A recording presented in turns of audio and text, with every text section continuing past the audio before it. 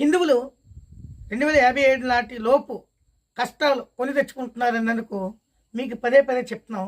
దానిలో ఉదాహరణే ఇది.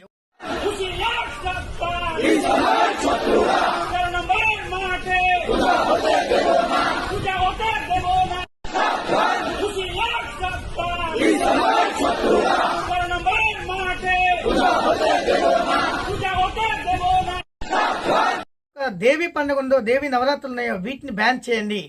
ఒకవేళ చేసుకుంటే వీళ్ళ దగ్గర 5 లక్షల జరిమానా విధించండి అని చెప్పి ఈ ఎవరైతే తురకలో మరకలో ఎవరైతే ఉన్నారో వీళ్ళు రోడ్డెక్కి భారీగా ధర్నాలు చేస్తున్నారు.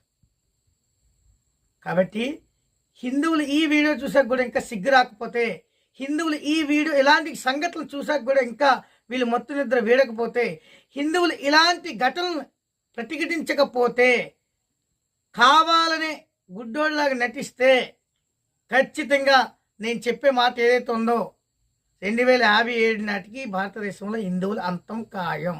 మీరు నమ్మండి నమ్మకపోండి, ఇదే సత్యం. ఎన్నో సంఘటనలు జరుగుతున్నాయి, అవన్నీ మీకు చెప్తున్నాను, చూస్తున్నారు, మీరు వింటున్నారు. కానీ మీరు మళ్ళీ ఎక్కడేసిన బొంగలు అక్కడే అన్నట్టుగా హిందువులు తయారవుతున్నారు. అదే కావాలని నటించే వాడిని ఇంకెవడు మారుస్తాడు?